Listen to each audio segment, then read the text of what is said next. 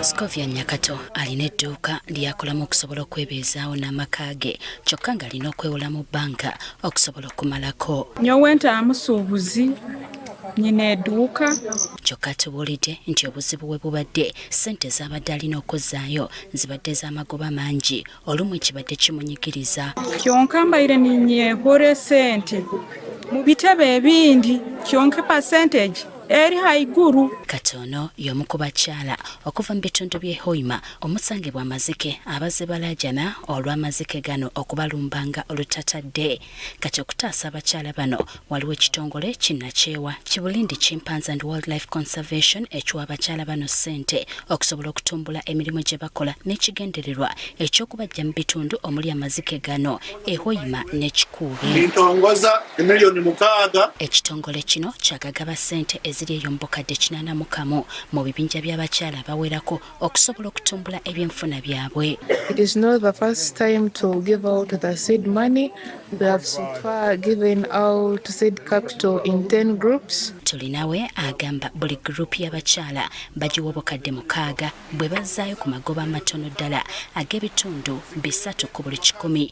Bano bavujjirirwa ekitongole ki Godol Institute okuva mu ggwanga Lesotholand. Bano baagala abakyala bano bave mu bifo by'obunkenke bafuna awalala we bakolera. So this money or these groups are always in areas where chimpanzees coexist with people, and they are always called the chimpanzee corridors where these groups are always found. Tukitegedde nti bano basooka kusomesebwa bulungi bategeere engeri gye balina okukozesaamu ssente zino zireme kubafaako. So we do different trainings before the seed money is given, and after that we launch. Teeka abantu 30 abakazi 30 abali able kwimukangana no supporting amaka gaitu hamwe n'abaana school fees.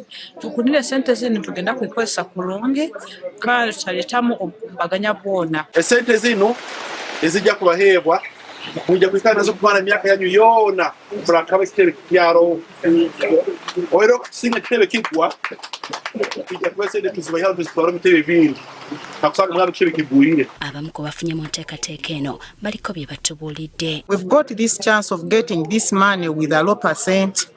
I hope I'm going to increase on my business, which will make me grow financially, able to support my family. So it has been the first time for them to support our group, but I'm very sure this money is going to be used wisely by my fellow women. I'm proud of that money which they have given us, and I know it is going to improve on my business. Kino we kijjidde ng'abatuuze bangi okuva mu bitundu by'e Mwendante Cell, Lusembe Cell, Kimbooza Cell ne Kaibalya Cell mu Hoima West City Division, Hoima Oil City basolako bunkenke olw'amazike agabalumba ne gonoona ebintu okuli ebirime n'okutugumbula abamu. Amalala gali mu ggombola ly'ekyabagambire Town Council y'e Bulindi, Buhimba, Kizirabanfumbi ne Kabwoya mu Kikuube. Bago inakupakinga bago.